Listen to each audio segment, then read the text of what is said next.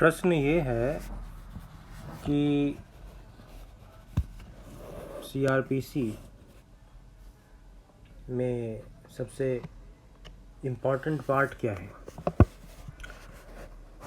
तो as Bihar APO का mains exam होने वाला है, उसी के लिए हम बातें करेंगे। उसी के लिए एक प्रश्न को समझेंगे और उसका उत्तर किस तरह से देना है बेस्ट तरीके से वो बताएंगे। तो what do you understand by complaint. Complaint क्या होता है। कंप्लेंट जैसे हम सभी लोगों ने पढ़ा हुआ है कि सेक्शन 2D में बताया गया है, एलिगेशन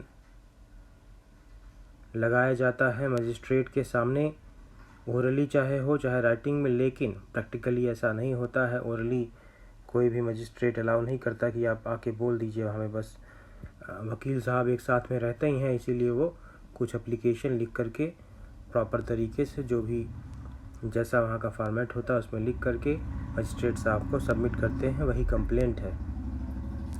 सेक्शन 2D में किस तरीके से डिफाइन किया गया है। As an allegation made to a magistrate orally और in writing, thus it is one of the modes through which a magistrate may take cognizance। cognizance क्या होता है। cognizance ये होता है संज्ञान लेना। संज्ञान मतलब मजिस्ट्रेट साहब ने आपकी बातों को सुना, okay I will proceed on it, वो बोलते हैं, यही है संज्ञान लेना। कोर्ट अपना प्रोसेस शुरू कर रही है आपके कंप्लेन पे, यही है कॉग्निजेंस लेना। It is not necessary that only the aggrieved must make a complaint. ज़रूरी नहीं है कि जो परेशान है, जो एग्रीव्ड है, वही कंप्लेंट फाइल करे।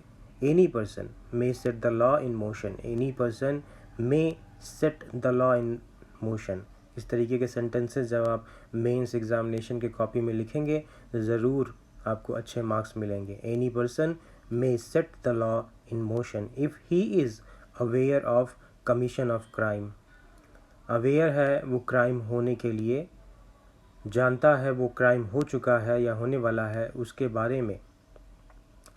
He is aware of commission of crime even though he is not personally affected by it.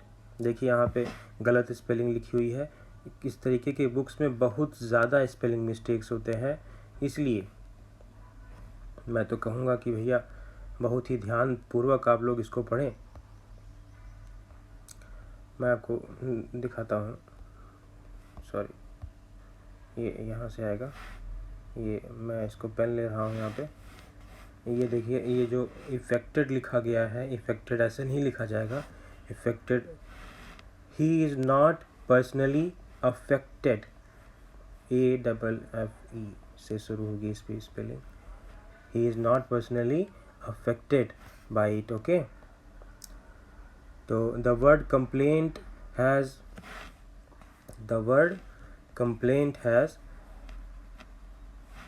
a very wide meaning। Complaint का बहुत ही लंबा चौड़ा अर्थ होता है। अच्छा ठीक है, ऐसा आप जानते भी हैं।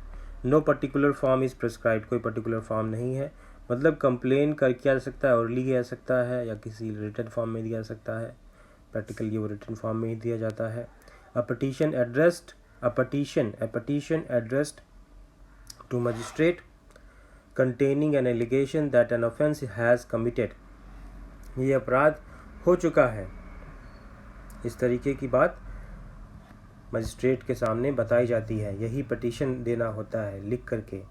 And ending with a prayer that the culprits be suitable deal with.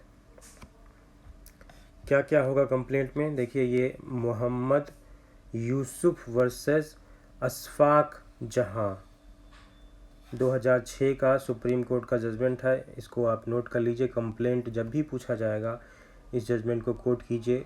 Mohammad Yusuf versus Ashfaq जहां 2006 सुप्रीम कोर्ट केसेस। SCC का मतलब होता है सुप्रीम कोर्ट केसेस। अच्छा एक चीज़ आप ये बताइए, 2006 में वो केस फाइल किया गया है कि उसका जजमेंट दिया गया है। 2006 में उसका जजमेंट दिया गया है। जब भी इस तरह से आप साइटेशन पढ़ते हैं किसी केस का, तो उसका जजमेंट किस साल में दिया गया है वो बताया जाता है। इसमें SCC मतलब सुप्रीम कोर्ट केसेस में ये दर्ज किया गया है पेज नंबर 627 पे।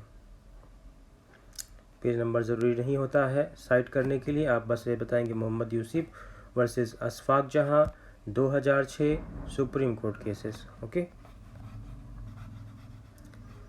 तो a petition addressed to the magistrate containing an allegation that an offence has committed and ending with a prayer that the culprits be suitably dealt with। जो culprits हैं, जो दोषी हैं, उनके साथ सही आचरण किया जाए, मतलब सही आचरण मीन्स उनको सज़ा दी जाए, यही होता है कंप्लेंट। जैसा कि मोहम्मद यूसुफ वर्सेस अशफाक जहां के केस में सुप्रीम कोर्ट ने कहा। ठीक है, अब हम दूसरे पेज पे चलेंगे। दूसरा पेज कहाँ गया?